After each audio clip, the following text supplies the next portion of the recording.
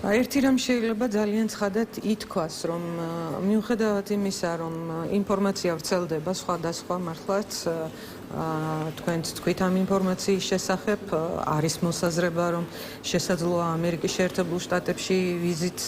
უკავშირდებოდეს, იმიტომ რომ ხშირი ასეთი რამ, როდესაც რომელიმე თანამდებობის პირი ამერიკის შეერთებულ შტატებში მიდის, მე არ ვიცი, მე რაღაც გარკვეული ეჭვები ჩნდება თუ გარკვეული რაღაცა უკმაყოფილება ჩნდება და დღის წესრიგში დგება მათი ცვლილება. აქ მთავარია ვინ ანხორციელებს ცვლილებას და რა შეიძლება იყოს საფუძველი. მე მგონი ეჭვი არავის არ გვეპარება იმაში, რომ ამ გადაწყვეტილებებს იღებს ბიძინა ივანიშვილი. ასეთი გადაწყვეტილებების საფუძველი ხან არის მისი ეჭვი, ხან არის მისი ხუშტური, ხან არის მისი რაღაცა უკმაყოფილობის საბაბის საფუძველზე მიღებული გადაწყვეტილებები. ანუ ყველა შემთხვევაში ეს არის პერსონალურად სუბიექტური გადაწყვეტილებები, რომლებსაც იღებს ბიძინა ივანიშვილი და რომელიც ხან კარუსელს ატრიალებს, ხან ციხეში იჭერს ყოფილი თანამდებობის პირებს, ხან საერთოდ ისე იკარგებიან ეს ადამიანები, რომ საერთოდ პოლიტიკურ და საზოგადოებრივ ასპარეზზე აღარ რჩებიან, მაგრამ მე არ მგონია, რომ ვინმეს ოდნავ სარწმუნოდ მიაჩნია ის, რომ როდესაც დინარაძე ამ თანამდებობაზე ინიშნებოდა, იმთავითვე განსაზღვრული იყო ვადა და რომ ამ ვადის ამოწირულის შემდეგ რაღაცა აქამდე მოვედით, რომელიც მაგ გუშინ იმედის ეთერში გააკეთა, რას გეუბნებათ, როგორ უნდა შეფასდეს და ვუთხრათ მაყურებლებს, რას ამბობს სახელმწიფო უსაფრთხოების სამსახურის ჯერ კიდევ მოქმედი ხელმძღვანელი, იმიტომ რომ შესაბამისი პროცედურებია საჭირო იმისთვის, რომ პარლამენტმა ცნობად მიიღოს მისი თანამდებობიდან წასვლის გაწყვეტილება. ის ამბობს, რომ ცვლილება თითქმის 8 თვის წინ იყო გადაწყვეტილი, თუმცა არ იყო წინასწარ შეთანხმებული, რომ მაინდა-მაინც 7 და 8 თვეში დატოვებდა თანამდებობას. საბოლოო ჯამში დავუბრუნდით წინა გეგმას და კოორდინაციას გაუწევ ძალოვან სისტემას, ამბობს დინარაძე. ეს განცხადება კი მაშინ, როცა კიდევ ერთხელ მამუკა დინარაძე სექტემბერში, ანუ ზუსტად 8 თვის წინ აირჩია პარლამენტმა სახელმწიფო უსაფრთხოების სამსახურის ხელმძღვანელად. რამდენად არის ლოგიკასთან ახლოს ის, რასაც ვისმენთ, თუ კი 8 თვის წინ იყო გადაწყვეტილი, რომ ის სახელმწიფო მინისტრის თანამდებობას დაიკავებდა და კოორდინაციას გაუწევდა ძალოვან უწყებებს, მაშინ რატომ აირჩიეს ზუსტად იმავე პერიოდში, ანუ 8 თვის წინ სუსის ხელმძღვანელად? ნება მიბოძეთ, რომ ძალიან წვრილად არ შევყვე ამ ის ახსნას, იმიტომ რომ მე ვფიქრობ, თავად მდინარაძეს დიდი ტვინის ჭყლეტა დასჭირდა, რომ როგორღაც ეს აბდაუბდა ჩამოეყალიბებინა და თქვენც არ დამისვამდეთ შეკითხვას, რა ლოგიკა არისო, ამაში რამე ლოგიკა რომ იკითხებოდეს. ასე რომ ჩვენ ვეცდებით ამაში ლოგიკა ამოვიკითხოთ, ამის უკან უნდა ამოვიკითხოთ კიდევ და კიდევ ბიძინა ივანიშვილის მიერ მიღებული გადაწყვეტილებები, რომელიც კიდე გავიმეორებ, შეიძლება უკავშირდებოდეს მის გაბრაზებას ამ კონკრეტულ თანამდებობის პირზე, შეიძლება უკავშირდებოდეს მის რაღაცა ეჭვებს ვინმეს გაძლიერებასთან და რაღაც ფესვების გადმოსთან დაკავშირებით, შეიძლება უკავშირდებოდეს სურვილს, რომ ვიღაცას ქვეყნის შიგნით და უფრო მეტად ქვეყნის გარეთ მოაჩვენოს, რომ რაღაცა ახალი ხდება და კონკრეტული დანაშაულებების გამოძიებაზეც ილაპარაკონ, ან უბრალოდ რაღაცა ხუშტურია და მან იმდენად ახლო ადამიანი მოიშორა ამ თანამდებობიდან ცოტა ხნის წინ და ციხისკენ გაუყენა გზას, რომ მე არ მგონია, რომ დინარაძის მოშორება ძალიან გაჭირვებოდა ამ კუთხით და ამ თვალსაზრისით. ასე რომ, ჩავეძიებით გაგრძელება, მაშინ მოდით ამ კითხვასაც დაგისვავთ. საბოლოოდ მთავრობაში დატრიალებული კარუსელის ფონზე, აი ოპოზიციონერი პოლიტიკოსებისა და ექსპერტების დიდი ნაწილის მხრიდან ვისმენთ განცხადებებს სწორედ იმის თაობაზე, რომ ბიძინა ივანიშვილი უახლოვდება თვითონ ირაკლი კობახიძეს, სისტემა ჭამს საკუთარ შვილებს და კობახიძის ჯერიც დადგება, ივანიშვილი მასაც გაწირავს, კობახიძე ხვალ მიუჯდება ღარიბაშვილს და ლელუაშვილს, მის ადგილზე ლოცვას გავაძლიერებდი და ასე შემდეგ და ასე შემდეგ. ეს მხოლოდ 1-2 ასე ვთქვათ ამონარიდი შეფასებებიდან და განცხადებებიდან, რაც გუშინ მოვისმინეთ პოლიტიკოსების მხრიდან. რამდენად დაეთანხმებოდით კოლეგებს, რომ შემდეგი შეიძლება იყოს თავად ირაკლი კობახიძე? დიდი ალბათობით ეს ასე იქნება, მაგრამ მე ვფიქრობ, ჯობია დავალოდოთ ფაქტებს, ვიდრე ვიმარჩიელოთ. ეს ყველაფერი არის გამომდინარე იქედან, ეს მოსაზრებები გამოთქმული, რომ ბიძინა ივანიშვილის პოლიტიკურ ქცევას ჩვენ უკვე დიდი ხანია ვაკვირდებით. 14 წელია და მეტნაკლებად ვიცით, რომ მისი ქცევა როგორი შეიძლება იყოს და რით შეიძლება იყოს განპირობებული. ორგზის პრემიერ-მინისტრი ყავდა ძალიან ახლობელი და თავის ხელში გამოზრდილი ბიჭი, როგორც ამბობდა, ძალიან უნარიანი, ღარიბაშვილს გულისხმობ, მაგრამ ის უნარიანი ბიჭი დღეს კორუფციის ბრალდებით არის ციხეში გამოკეტილი და მე არ მგონია, რომ ბიძინა ივანიშვილმა ძალიან გვიან გაიგო იმ კორუფციული ფაქტების შესახებ, რომელზეც იყო ლაპარაკი. ეს კორუფცია არის მათი თანმდები, იმიტომ რომ თვითონ ბიძინა ივანიშვილია კორუფციის სათავეში და კორუფციის, ასე ვთქვათ, ინდულგენციის გამცემი თანამდებობის პირებზე და შესაბამისად ვიღაცა როცა დასჭირდება, მაშინ შეუძლია გამოიჭიროს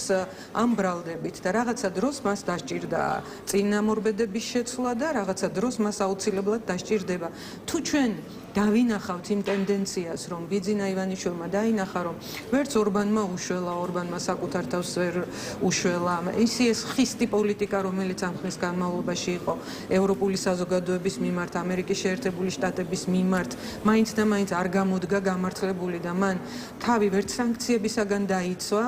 და ვერც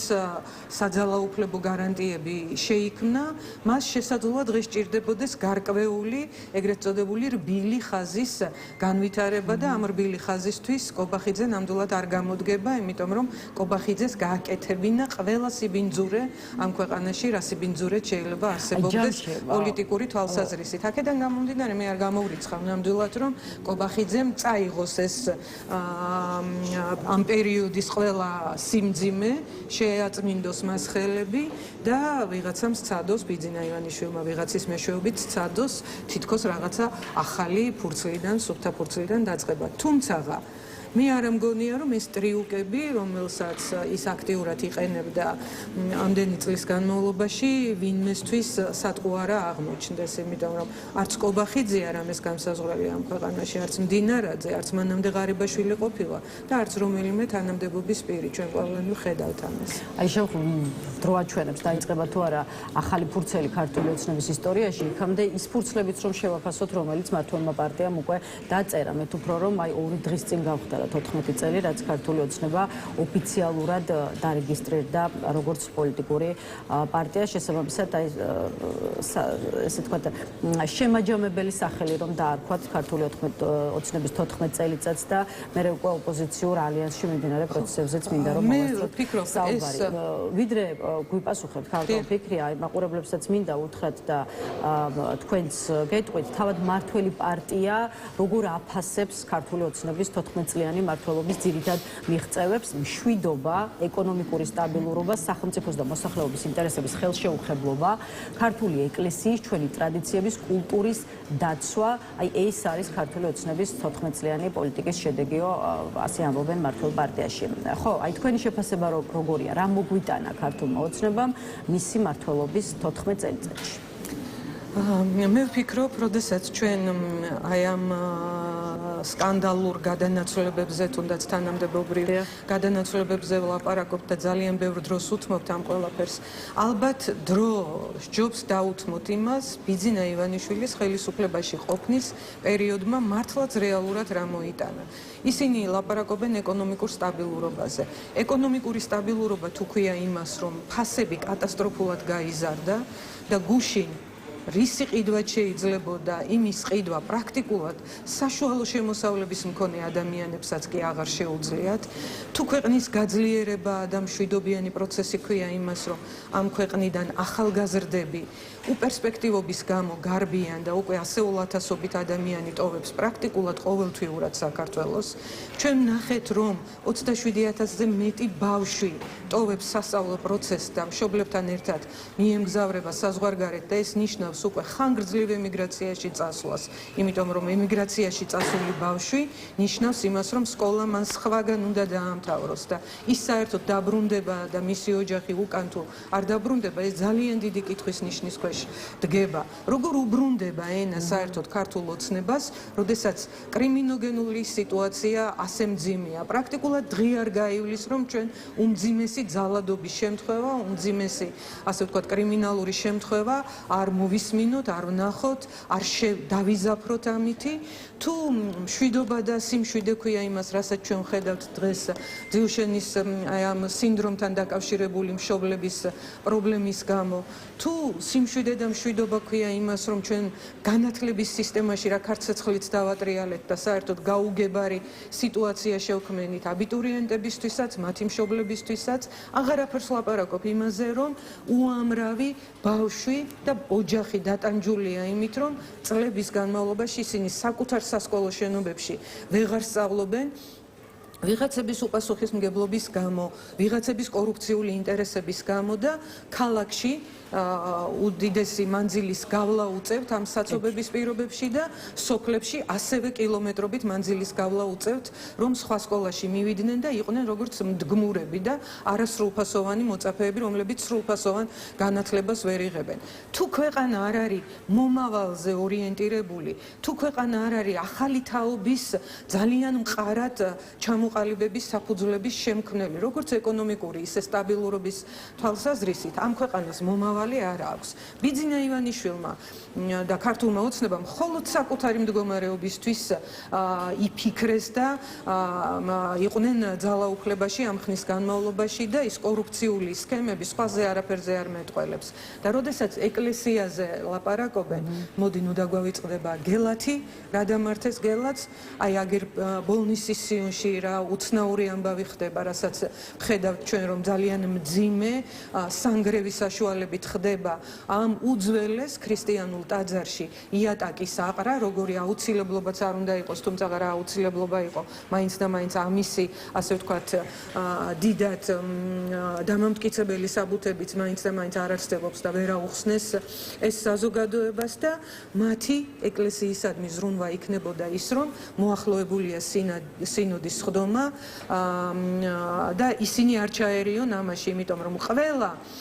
შემთხვევა, რომელზეც კი ლაპარაკობენ ან ეკლესიასთან დაპირისპირებული, ან ეკლესიის შიგნიდან საეკლესიო პირები, ჩვენ ხედავთ, რომ ბიძინა ივანიშვილი არათუ ეკლესიის შიდა საქმეებში ერეოდა, არამედ პატრიარქი დარჩებოდა თუ არა საპატრიარქო ტახტზე თავისი სიცოცხლის ბოლომდე. ამაშიც კი ერეოდა და თუ ეს გონიათ მათ ქართულ ეკლესიაზე ზრუნვაზე, რომ პატრიარქი, რომელმაც მართლაც უდიდესი ეპოქა შექმნა ჩვენს რეალობაში, საქართველოს მართლმადიდებელი ეკლესიისათვის, რომ ის ბიძინა ივანიშვილის სურვილებს უნდა ასრულებდეს თურმე. რომელზეც პატრიარქობის 3 კანდიდატი გამოვლინდება და დასახელდება. აი რასაც ჩვენებს უკვე დღეისთვის არსებული სურათი, როგორ ჩაივლის თქვენი აზრით ეს პროცესი და აი დღეს თუ ხედავთ ინტერესს განსაკუთრებით, რადგან ბიძინა ივანიშვილი და ქართული ოცნება ახსენეთ, ხელისუფლების მხრიდან ინტერესს ამ პროცესზე რამენაირი გავლენა მოხდეს? როგორ შეიძლება რომ ეს ინტერესი არ დავინახოთ, როდესაც ყველაზე გამოკვეთილი და ავტორიტეტული ფიგურა საქართველოს კათოლიკოს პატრიარქის სახით, ილია მეორის სახით არსებობდა ჩვენს რეალობაში და მას გაუბედეს და მას შებედეს, რომ ის რაღაცა ბილათ მინდა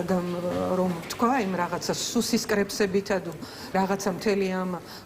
ობობას ქსელით, რომელიც იქსოვება შესაბამის სამსახურებში, რომ ჩრდილი მიეყენებინათ, ლაქა მოეცხოთ პერსონალურად პატრიარქის ავტორიტეტისთვისაც და ეკლესიისათვის. პატრიარქის ავტორიტეტს რომ ვერაფერი ვერ დააკლეს, ეს გამოჩნდა ამ დღეებში და რა თქმა უნდა ქართულ ეკლესიას რომ უნდათ რომ ეს ყველაზე მნიშვნელოვანი და გავლენიანი ინსტიტუცია იყოს ხელისუფლების დაქვემდებარების ქვეშ, მათ მიერ წინ პერიოდში გადადგმული ნაბიჯები მეტყველებს. ამიტომ მე მოუწოდებ ხელისუფლებას, რომ შორს დაიჭირონ თავის საეკლესიო გადაწყვეტილებებისაგან, ამ შემთხვევაში სინოდის გადაწყვეტილებებისაგან და მივანდოთ სინოდს მიიღონ მათ გადაწყვეტილება ისეთი, რომელიც ქართული სახელმწიფოს, ქართული ეკლესიის, მართლმადიდებელი ეკლესიის გაძლიერებას შეუწყობს ხელს და მის თავისთავადობას, რაც კონკორდატით არის მოცემული, მაგრამ რეალობაში პრაქტიკულად შეიძლება ითქვას სარწმუნოა, ბევრი დრო არ გვაქვს, მალე უნდა დაგემშვიდობოთ, თუმცა მინდა რომ ერთი კითხვის დასმა მაინც მოვასწროთ ოპოზიციური ფლანგის იმ ნაწილში შექმნილ ვითარებაზე, რასაც ქვია ოპოზიციური ალიანსი და ჩანს, რომ მაინდა-მაინც კარგი ამბები იქ არ უნდა ხდებოდეს, აი მართლაც უკვე ღიად ყველასთვის ხილულია, რომ 9-დან 8 პარტიას უჭირს ერთობაში ნაციონალურ მოძრაობასთან ერთად ყოფნა. ჯერ სულ ახლახან შეიქმნენ და უკვე მერამდენი, ასე ვთქვათ, ღია დაპირისპირებას უყურებს ქართული საზოგადოება, მეტიც ნაციონალურ მოძრაობაში თითქოს უკვე ალაპარაკდნენ იმაზე, რომ შესაძლოა მიიღონ ალიანსის დატოვების გადაწყვეტილება. აი ამ ამბავს როგორ უყურებთ, ესეც გვითხარით და დღეს ამით დავასრულებთ. რატომ არის თქვენი აზრით ასეთი რთული ოპოზიციური პარტიებისთვის პოლიტიკური თანამშრომლობა შეძლონ ერთმანეთთან დაპირისპირების და ჩხუბის გარეშე? მე შემიძლია გითხრათ ჩვენზე, რომ მიუხედავად იმისა, რომ წარმოუდგენლად დიდი თავდასხმა ხორციელდებოდა წინა პერიოდში და აბსოლუტურად მე ვიტყოდი, რომ ზღვარგადასული, მორალის ზღვარ და პოლიტიკურ ზღვარ გადასული იყო ეს თავდასხმები, ჩვენ ამ თავდასხმებისთვის არ გვიპასუხია. როდესაც ჩვენ გვთავაზობდნენ ამ ალიანსში გაერთიანებას, ჩვენ მაშინაც გამოვთქვით სკეპსისი და ვთქვით, რომ ჩვენ ვერ ვხედავთ ჩვენ თავს აქ, თუმცა თუ ერთი ტიპის პოლიტიკური ძალები, ერთი ელექტორალური ბაზის პოლიტიკური ძალები ერთად დაჯგუფდებიან, მე ვფიქრობ ეს ცუდი არ არის, მაგრამ აქვე იმასაც ვისმენდით, რომ ეს არ იყო არჩევნებზე ორიენტირებული გაერთიანება და იყო რაღაცა სხვა ტიპის გაერთიანება, ამიტომ მე სიმართლე რომ გითხრათ, არ მიკვირს რომ რაღაც ასეთი დაპირისპირებები ჩნდება, იმიტომ რომ თქვენ ამბობთ, რომ აი რატომ უჭირთ, თუ შინაარსზე არ ხდება ორიენტირებული და თუ მიზანი ძალიან კაფეო არ არის და მიზნის გარშემო არ ხდება გაერთიანება, მაშინ ყოველთვის გამოიძებნება და გამოჩნდება მიზეზი, რომლის გამოც შესაძლოა ერთმანეთს მიუხედავად და ამას ისიც უწყობს ხელს, რომ ახლო წარსულში ძალიან ბევრი დაპირისპირება, ურთიერთლანძღვა, ურთიერთშეურაცხყოფა ყოფილა ამ პოლიტიკური ძალების ლიდერების მხრიდან ერთმანეთის მიმართ. მე ერთი შემიძლია გითხრათ, რომ ჩვენს ამოცანას ვხედავთ, ლელო ძლიერი საქართველოს ამოცანას ვხედავთ იმაში, რომ იმ სეგმენტზე გავაგრძელოთ აქტიური მუშაობა და ხალხთან ახლოს ყოფნა რეგიონებში, სოფლებში, კამერების გარეშე და სატელევიზიო გაშუქების გარეშე, რომელიც ძალიან დააკლდა პოლიტიკურ სპექტრს ამ ხნის განმავლობაში და შეიძლება ითქვას პოლიტიკური სპექტრი ბევრს ლაპარაკობს გაერთიანებებზე, დაპირისპირებებზე და ასე შემდგომ და ძალიან ნაკლებს ლაპარაკობთ ხალხის პრობლემებზე. ეს იმას არ ნიშნავს, რომ ხელისუფლება როგორ უნდა შევცვალოთ ამან დღის წესრიგიდან სადმე სხვაგან გადაინაცვლოს, მაგრამ ამასთან ერთად აუცილებლად უნდა იყოს ხალხის პრობლემებზე აქტიური ლაპარაკი და არც ერთი სეგმენტი არ შეიძლება იყოს გარიყული პოლიტიკური პროცესიდან. და იმ დაპირისპირებაზე ჩაგეკითხებით, რასაც ხედავთ ოპოზიციურ ალიანსში, რამდენად სამართლიანია დღეს ოპოზიციური პარტიები ნაციონალური მოძრაობის მიმართ და მეორე მხრივ აი ოპოზიციური ალიანსი თუ კი ნაციონალური მოძრაობა მიიღებს გადაწყვეტილებას, რომ ეს ერთობა დატოვოს, თქვენი აზრით უკეთესი იქნება ეს ერთობა ნაციონალური მოძრაობის გარეშე თუ იქნება გაცილებით უფრო სუსტი ელექტორალურად, იმიტომ რომ რა ვიცი, თუ კი ამ 9 პარტიიდან დღეს რომელიმე ძალას ყავს მხარდამჭერი, ეს არის სწორედ ნაციონალური მოძრაობა. ნუ გარკვეული მხარდაჭერა, რა თქმა უნდა, აქვს მელია გვარამიას კოალიციას, მაგრამ აი სხვა პარტიებზე რა მოგახსენებთ? ეს გითხარით მე სწორედ, რომ ერთი ელექტორალური ბაზის მქონე პოლიტიკური ძალების ერთად დადგომა მნიშვნელოვანია ოღონდ შინაარსობრივი და ასე ვთქვათ არჩევნებზე ორიენტირებული თემით. ჩვენ იმდენი უსამართლო კრიტიკა მივიღეთ არჩევნებთან დამოკიდებულების გამო. და უსამართლოა თუ არა დღეს მე იმას ვიტყვი, რომ ჩვენს მიმართ იყო ძალიან უსამართლო და როგორღაც გადავიტანეთ ეს უსამართლობა და უნგრეთის მაგალითმა მე ისე შემოატრიალა სიტუაცია, რომ ეხა ყველა და უმეტესი ნაწილი სწორედ არჩევნების ყველაზე ეფექტურ მექანიზმად გამოყენებაზე ლაპარაკობს. ამიტომ არ ვიცი, ხა მე არც მინდა სიმართლე რომ გითხრა დავიწყო ამის შეფასება, მე მინდა ვთქვა, რომ ლელო ძლიერი საქართველო მიუყვება თანმიმდევრულად იმ ხაზს, რასაც ქვია განსხვავებული ელექტორატის მოზიდვა, მათი აქტიური ჩართვა პოლიტიკურ პროცესში და რაც მთავარია, იმ ხალხის დარწმუნება, რომლებიც ჯერ კიდევ ალტერნატივის არსებობაში ვერ არიან დარწმუნებული და მხოლოდ ამის გამო რჩება ძალაუფლებაში ქართული ოცნება გაყალბების და სხვა მექანიზმებთან ერთად. დიდი მადლობა.